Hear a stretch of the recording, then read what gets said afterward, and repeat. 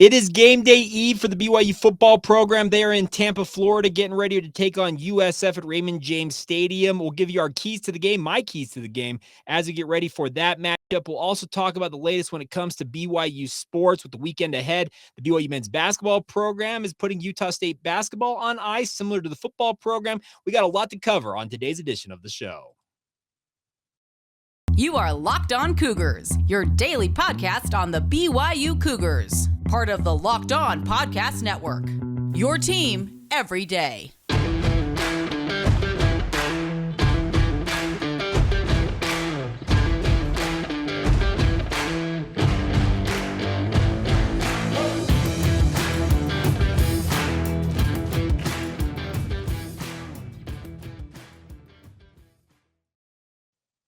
What is up, my friends? I'm Jake Hatch, your host here on Locked On Cougars, your resident BYU insider. Just a reminder that today's show, our title sponsors are friends over at BetOnline. BetOnline has got you covered all season long with more props, odds, and lines than ever before. That's BetOnline, where the game starts.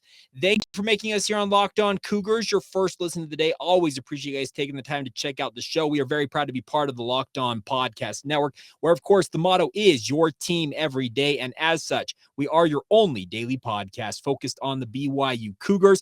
By way of introduction, for some of you who may be checking us out for the very first time, my name's Jake. I work for the KSL Sports Zone in Salt Lake City, Utah, as the executive producer of DJ and PK in the Morning.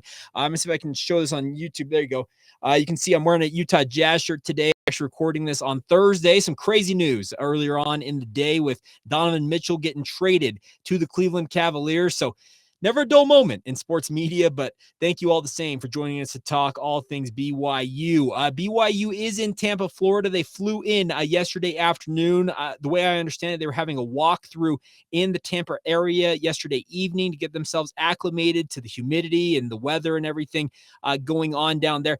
By the way, just a quick check, and like I said, I'm recording this on Thursday night, so obviously the forecast can change, but as of current, the high for Tampa on game day is expected to be 94 degrees, a 30% chance of rain. So actually a better chance of no rain in the forecast than I had anticipated all week long. It seemed like it was almost a foregone conclusion that it was going to be a game played in the rain. There is a slight chance of thunderstorms moving through the Tampa area in the afternoon, which is obviously something you got to be wary of with regards to lightning delays and that type of stuff. But it sure looks like BYU might actually have some decent weather with regards to just avoiding rain. Obviously 94 degrees with a relative humidity of 67% is not all that ideal. The funny thing about this is overnight, the humidity is supposed to rise to 81%. So I'd assume that humidity factor may be rising throughout the game as BYU kicks off at 4 o'clock Mountain Time, 4 o'clock Eastern Time, 2 o'clock Mountain Time.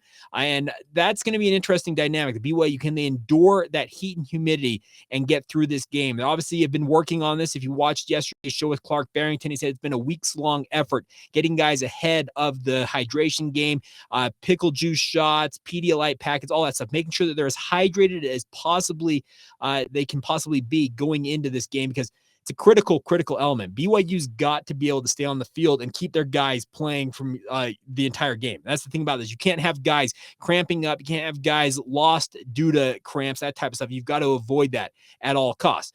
Inevitably, that's going to be a factor in this contest. BYU plays at elevation. We've been very hot. It's been very hot, 100-degree days, almost 30 days out of this summer. It's been very, very warm here in Utah, but we do not have the humidity factor, which ups the ante with regards to the weather. So I guess if you want some of my keys to the game, number one key, make sure that you're ready for this as best you possibly can be. Make sure you're hydrated. Make sure you're stretched out as well as you can be if you're a player for the BYU football program. And the coaches, they've got to make sure they put BYU in spots where they are in the best position possible just to keep their guys as healthy as possible. There's obviously a crapshoot with all of that, because on any given play, there's so many moving parts to that you can't obviously guarantee that everybody's going to be okay. But I look at this game as one that BYU needs to avoid a critical injury or two, if at all possible. Like I said, it's a crapshoot in so many different ways, and I'm knocking on wood over here on my desk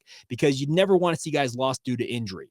Now, going into this matchup, the personnel that I was tracking throughout training camp with regards to this game were the two receivers, in Puka Nacua and Gunnar Romney.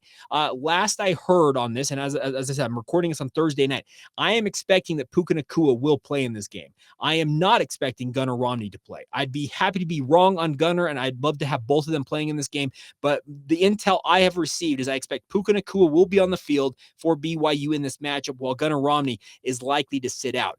I'm also expecting Jake Oldroyd, who dealt with some back issues during training camp, to be available kicking. It sounds like he's had a really good week of practice leading up to this.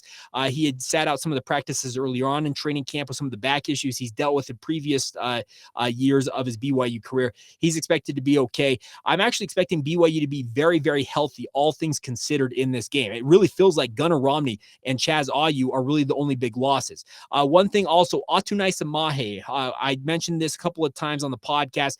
Elisa Tuiaki mentioned on photo day that he underwent off-season shoulder surgery and was going to be cleared at some point to resume practicing, but I wasn't expecting him to play in this game. I do not expect him to play in this game, but I can confirm, I've talked to enough people, he is back practicing for BYU, albeit he's not at full go quite yet. So the fact that he's at practice means that I would assume that he's back in the lineup at some point in the relatively not too distant future, but I do not expect him to play in this USF game. So the guys if you want my injury report, the three guys I'm expecting to not play in this game: Gunnar Romney, Chaz Ayu, and Atunai Samahe. There are inevitably going to be changes to that because, like I said, I'm dealing with people who are feeding me information, and it's not always completely accurate because things change. By the way, I was told Gunnar Romney last year, both times he injured his knee, was going to miss multiple weeks. And guess what? He came back, I think, the very next week on the first one, and maybe missed a game after the second one.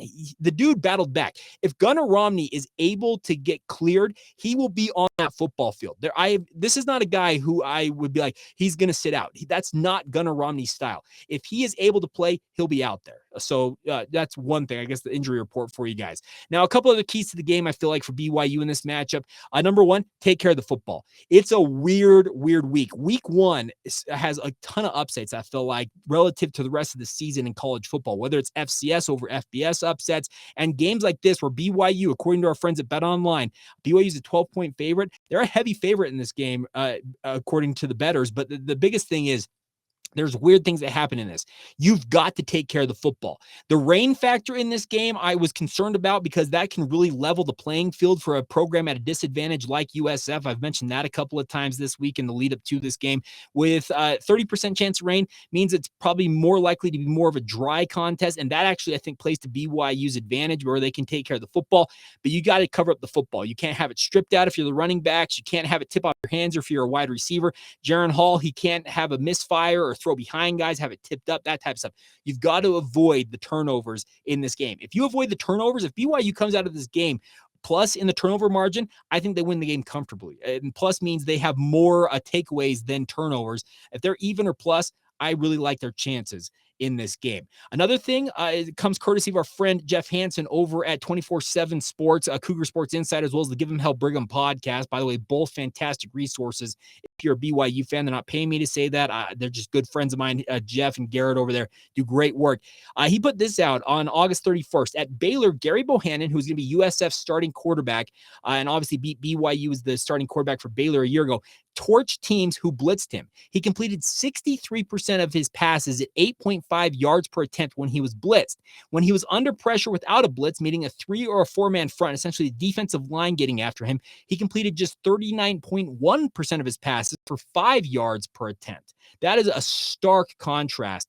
So this is a guy who can beat you with the blitz. As Jeff Hansen says, this dude can pick apart a blitz. And thanks to Jeff for that tidbit. That's crazy, those numbers. BYU's got to get pressure on Gary Bohannon with their defensive line. This is where a guy like Jan Jorgensen coming back to BYU as a defensive analyst, working especially with the pass rush, guys like Tyler Batty, etc. This is where they're going to make their hay. If his work with this defensive line, the defensive ends in particular, is pay off, this would be a perfect game to do that because of that stat right there. If you can get pressure on Gary Bohannon, be able to drop 7 or 8 guys into coverage while also still getting pressure with the rush, the 3 or 4 man rush that you're going to throw at him, I feel like that's a win for BYU's defense. And that's a win no matter what, obviously. But those numbers, you have to blitz him, he'll pick you apart. And if you can just get pressure with your 4 or 3 man front, and then obviously he's throwing into more coverage, that man, I think it's key, a big key I didn't even consider until I saw that stat from Jeff. It's crazy to think about, but sure looks that way. So I'm feeling fairly confident in BYU's chances in this game, just being honest. I think the BYU is ready to roll. I think if this offense plays up to its capability, that's the other thing about this. BYU can't get a big head and think, you know what, we're going to walk in here, we're going to roll with a victory, and then get out and roll back home and get ready for Baylor. BYU's history in the state of Florida has not been good. They got their first win ever in the Sunshine State just 2 years ago in the 2020 season in that Boca Raton Bowl when Zach Wilson went absolutely nuts on UCF in his final game in a BYU uniform. You'd like to make it 2-0, but BYU, they've got to understand this is a business trip. USF has revamped their roster. We're going to catch up with Will Turner from Bulls 24/7. He covers the USF program day in and day out. That's going to be a special edition, like a game day primer edition with him. We'll get that out to you as soon as we're able to knock that out. And it's just very interesting to hear him. It's going to be interesting to hear him talk about the revamped lineup that USF has with the transfers incoming. They'd like nothing more than to get the third year of the Jeff Scott era off to a good start with an upset over a ranked BYU team that's number 25. The first time BYU's got a preseason ranking since 2009. It's crazy to think about. It's been over a decade, but that's what it's been. It's been 13 years since BYU has had a preseason ranking. So looking forward to this matchup, but I'm feeling pretty confident BYU's chances if they go in and just focus on the task at hand. No looking ahead. There's no letdown look ahead, according to what the guys over at the Solid Verbal podcast mentioned, to Baylor next week. You got to focus on the here and now. Go 1-0 and then worry about the Bears next week. That's a completely separate story, and obviously we'll get you ready all next week for that matchup. But right now, focus on USF. So yes, even or positive in the turnover margin. Get pressure on Gary Bohannon with the pass rush. And then the third thing I feel like, BYU's offense has got to play up to its capability. I think even without Gunnar Romney, it's capable of doing that. This offensive line is as good as it's cracked to be. This is a revamped USF defense, especially along the defensive line. This BYU offensive line should have a field day on paper with this USF defensive line. Open the holes, give Jaron Hall the protection he needs, and win the football game. Those are my keys to the game. I'll give you my prediction here in just a little bit. Coming up next, though, we need to talk a little bit about what's going on with the volleyball situation at BYU. A number of you have reached out this week saying, Jake, are you gonna recant on your hot take Monday on with regards to the racism issue at BYU? We'll talk about that. I'll try and explain my position as best I possibly can. We'll get to all of that here in just a moment. First, though, a word on our friends over at NHTSA. They have been a new sponsor here on Locked On Cougars and the Locked On Podcast Network. And the question is, are you one of those people who thinks it's okay to drive stone? What's the worst that can happen in your mind, probably? You end up driving below the speed limit? It's not a big deal, right? Wrong, my friends. The truth is your reaction times slow way down when you're high. You not only put yourself in danger, but everybody around you. Talk about a buzzkill. Stop kidding yourself. It's not okay to drive high. If you've been using marijuana in any form, do not get behind the wheel. If you feel different, you drive different. Drive high, get a DUI. Thank you once again for making Locked On Cougars your first listen of the day. Always appreciate you guys taking the time to check out the show. It's so much fun to sit down and talk BYU sports with you guys on a daily basis. Now, let's acknowledge some of you have reached out and said, Jake, what do you make of the new information that's come to light with regard to the BYU volleyball situation that developed last weekend? Obviously, as most of you know, BYU has been in the headlines across the nation this week with regards to the alleged racist comments or the epithets, I don't know how to describe it accurately, but just the racial episode that played out during the Duke volleyball game, the alleged racial, the alleged racial epithets that were thrown at Rachel Richardson.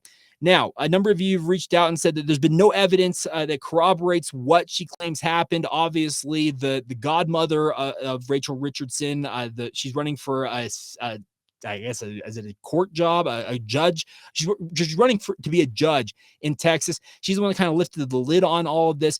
And there's been a lot out there with regards to people saying that, well, BYU's got a racist background. This is no surprise. And there's also people out there, well, there's no evidence to corroborate the claims that Rachel Richardson has made.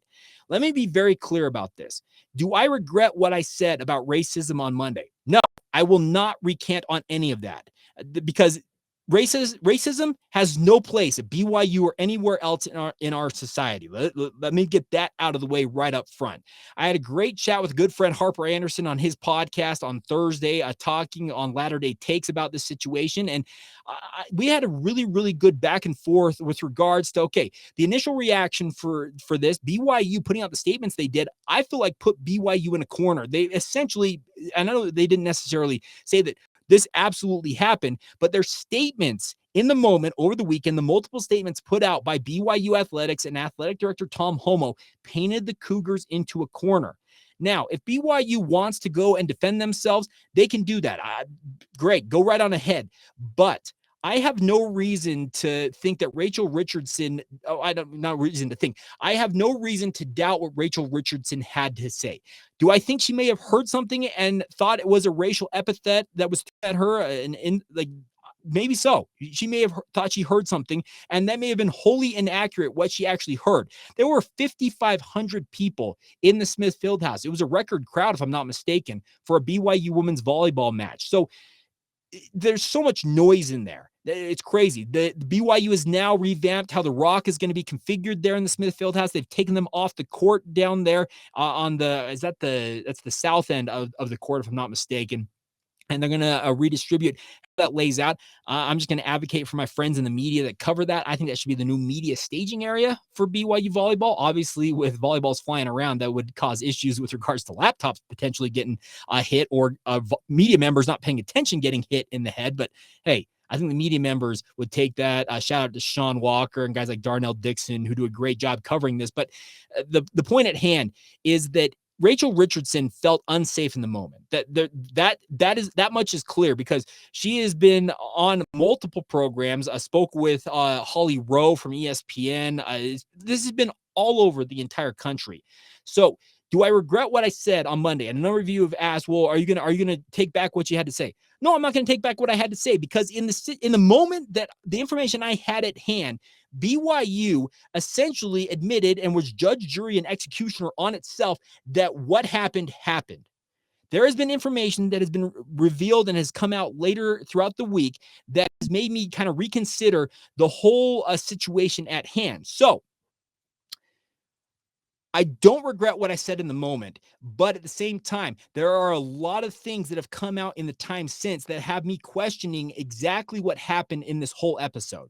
So hopefully you guys can understand the position I was in. I'm not trying to become some social justice warrior. That is not my intention with this podcast. I think I've got a track record of trying to stay out of stuff like that. But when BYU is in the national media, and I feel like Tom Homo and the BYU athletic department made a conscious decision to try and get out ahead of this and try and head it off as best they possibly could with the statements they have made. They just absolutely took care of Duke to every level they possibly could. Rachel Richardson made sure that they were as comfortable as possibly could be due to the incident that they felt like they were under. The fan that got banned from BYU athletics, do I think he gets invited back to BYU at some point? I would imagine so. And especially if there is corroborating evidence that according to the BYU police officers that were standing there in front of the student section saying there was no racist comments, this guy, there's no chance that was him because he's paying attention to his phone. I guess according to the police report in the Deseret News, he may be on the autism spectrum or have Asperger's syndrome. So I don't know. I guess I was in a no-win situation in my own right and the way I spoke out on it. But I do not regret speaking out on racism. It has no place in our society. I will reiterate that until kingdom come. But as the week has progressed, more information has come to light, and that has me reconsidering exactly what ultimately happened in this episode. Do we have the final say on this? Will we ever have the final say on what ultimately happened? I don't know that we will. I'm actually betting that we probably never will get full closure on this. The other thing about this is no matter what comes out in the long run with this, whether it is proven that BYU had something happen, or if Rachel Richardson heard things incorrectly, maybe it was the people. There are all kinds of conspiracy theories. Even if it's right or wrong, the damage is done, folks. There's no putting that toothpaste back in that tube. So I honestly don't know what y'all want me to say. Some of you have really come down hard, sending me emails, messaging me, etc. And trust me, I take no offense to it. You guys have your opinions on this. I appreciate the feedback. Honestly, I really do appreciate you guys reaching out. But in the moment when I took to the camera and to this podcast to record at that time, Sunday evening when I sat down, you have to consider what evidence was available at hand at that point, and that influenced the way I spoke out on it. I will never take back speaking out on racism. We can all be better in so many aspects in our lives. And if this can help us all be better with regards to rooting out racism from our community and from the BYU, I don't know, however you want to term it. If it can help make a positive impact in the world, maybe it counted for something. But it feels like a no-win situation. Let me be very clear about that. I have questions with regards to what the ultimate incident, how it all played out. I truly do, but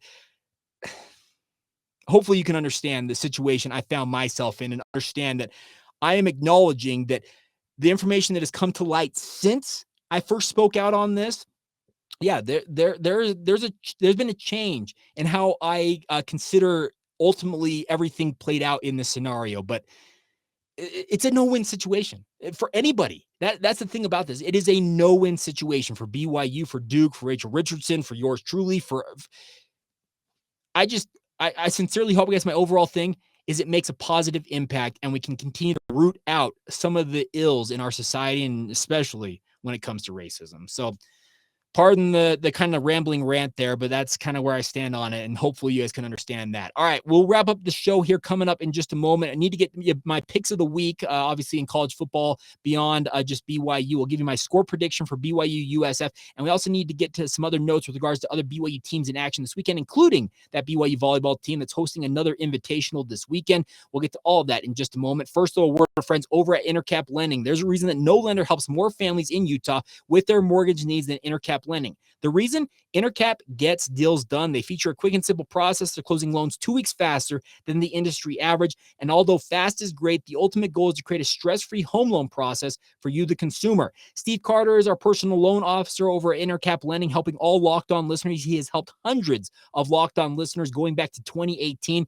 He'd love nothing more than to help you guys out as well. If you'd like to reach out to him, his direct line, 385-800-8528. That is 385-800-8528. You will not find a more responsive loan officer. I can promise you that. If you'd like to email him, it's scarter@intercaplending.com. And by the way, when you mention Jake Hatch and the Locked On Cougars podcast sent you to check them out, you get a corporate rate discount courtesy of our friends over at Intercap Lending. So give Intercap Lending your business. They are headquartered in Utah, but capable of servicing anybody up and down the Wasatch Front, but also beyond that, 40 states nationwide as well. They'd love to help you guys out. Go to intercaplending.com to learn more. That's Intercap Lending, NMLS number 190465. Intercap Lending is an equal housing lender.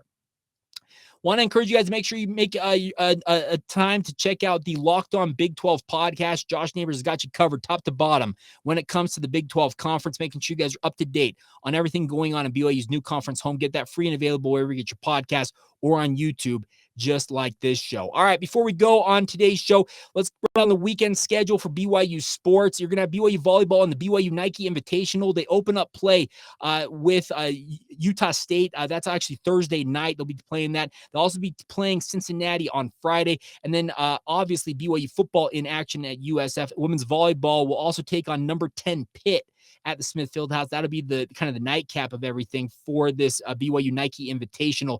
That is Saturday at 7 o'clock at the Smith Fieldhouse. That's on BYU TV, as are the other two matches against Utah State and Cincinnati. Looking forward to that, by the way. It's, like I said, a new configuration with regards to where fans are sitting in the Smith Fieldhouse. But if you want to get out there and support BYU, please do so or watch it on BYU TV. As I mentioned, BYU football in action, 2 o'clock Mountain Time on ESPNU. Here is my score prediction for this game. I think BYU is going to cover the points. It's a 12-point spread right now, according to our friends over at Bet Online, one of our chief sponsors here on the Locked On Podcast Network. I think BYU covers that spread. My prediction for this game, I've got BYU winning it 31. And I've got USF sitting at 17, a 14-point win for BYU. I think the Cougars handle their business, get to 1-0, and obviously hopefully climb up in the national polls ahead of a top 25 showdown at home in their home opener a week from tomorrow when they take on the Baylor Bears. I'm very much looking forward to that, and we'll obviously be getting you ready all week long. I'm going to do a postcast edition of the show tomorrow evening.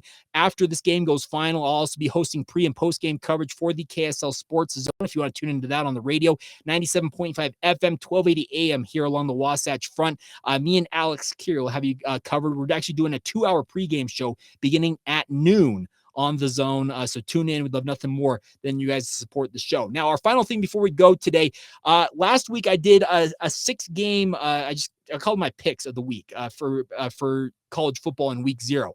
I went 4-2. I had Nebraska over Northwestern. Wrong. USU over UConn. Got that one right. Illinois over Wyoming. Yes, that was a blowout for the Illini. I had UTEP beating North Texas. I had New Mexico State over Nevada. Upset. That upset didn't come to fruition. Vanderbilt over Hawaii. Got that one right. Actually, I was 3-3. So I hit 500 last week. And what it is, I'm not going against the spread or anything like this. This is what they call the money line. I'm just picking winners. That's what I do with these picks. I'm not trying to give you gambling advice. That's not my specialty. Let's be very clear about that. But so we're 3-3 on the season so far. Let's give you my picks for this week. Let's start off with the number 7 ranked Utah Utes at Florida. I think Utah wins this game. I think it's going to be a little closer than most people think. The spread has got Utah, I think, as a 2.5-point or a 3-point favorite, depending on where you look. I think Florida is going to make them sweat, and obviously it's going to be sweaty in the swamp for Utah. But I think the Utes do win it. I think they get to 1-0. Obviously, the hype train for the college football playoff, etc., will continue to pick up steam if they do that. But I think Utah wins a narrow one there. Now, next up, we have Oregon at Georgia. Number 11, Oregon facing off against Georgia. It's a neutral site game. I'm using air quotes here at Mercedes-Benz Stadium in Atlanta, Georgia, just down the road from Athens, where Georgia is located. I think Oregon goes into this game with nothing to lose. Dan Lanning, their new head coach, he's got his guys probably believing that they can go in and spring the upset. I still think Georgia gets the win there, though, in Mercedes-Benz Stadium. I'm looking forward to that one. I'll be watching that. Cincinnati at Arkansas. I think this is an underrated game this week. It's a top 25 showdown. The Bearcats, fresh off their college football playoff appearance, they are 23rd in the country. Arkansas, a future BYU opponent, is number 19. I am actually thinking that this is going to be a very, very tight game. Arkansas is nearly a touchdown favorite on their home field. I think that they get the win. I really like Arkansas. I think that Cincinnati's got just too many pieces. They're reloading here. Maybe if this game was 2 or 3 weeks down the line, I could see Cincinnati springing the upset. But in the first game of the year, give me the Razorbacks. Another underrated game this week, number 24, Houston, a future conference mate of BYU's in the Big 12, is headed to UTSA in San Antonio. Houston is absolutely loaded this year, but UTSA is very good in their own right. I'm actually going to pick the Roadrunners in an upset here. That's my upset special this week. I think UTSA springs the upset in the Alamo Dome. Houston is currently a 4-point road favorite, but I think UTSA just wins that game. I'm looking forward to that one. And then the final 2 games I've got for you guys, I think that's the 6 I've got. Notre Dame, Ohio State. That's the big game this week. Number 5, Notre Dame. BYU faced them in October down there in Las Vegas. They're at number 2, Ohio State. I think Ohio State is going to boat race Notre Dame. Ohio State's a 17-point favorite. Think about this. This is the number 5 team in the country going to number 2, and they're a 17-point underdog. They think Ohio State's going to blow the doors off Notre Dame. I do too. I think Ohio State wins this one big, and I don't think it's going to be close. No offense to Notre Dame, and obviously BYU, if you want to get a big upset, you'd like to have them spring the upset on Ohio State, but that's why you play the football games. We'll see where it all shakes out, but I have a hard time believing that that Ohio State can be a 17-point favorite in a top 5 showdown, but that just kind of shows you what's going on. And then one final game I'm going to pick here, Florida State at LSU, against LSU in New Orleans. It's a neutral site game once again, but it's in New Orleans, just down the road from Baton Rouge for LSU. Florida State is 1-0 after beating Duquesne last week. I think LSU still gets the win, though. I think Brian Kelly is victorious in his first game as the head coach of the Tigers. So there you go. There are my picks. I want your guys' predictions for the game as well. Send those to Locked On Cougars on Facebook, Instagram, or Twitter. Send them to me. Jacob C. Hatch is the handle. Or email me. LockedOnBYU@gmail.com is the email address. Would love to hear you guys' predictions for the weekend ahead. Looking forward to this game. As I said, we'll have a special edition of the podcast with Will Turner from 24/7 Sports, getting you ready for that matchup. Keep your eyes peeled for that. I'll be dropping at some point on Friday afternoon, I'm thinking, once we get that knocked out. So a big thank you once again for your support of the podcast. As always, have a great rest of your day. This has been the Locked On Cougars podcast. Thank you for making us your first listen, and we'll talk to you guys soon.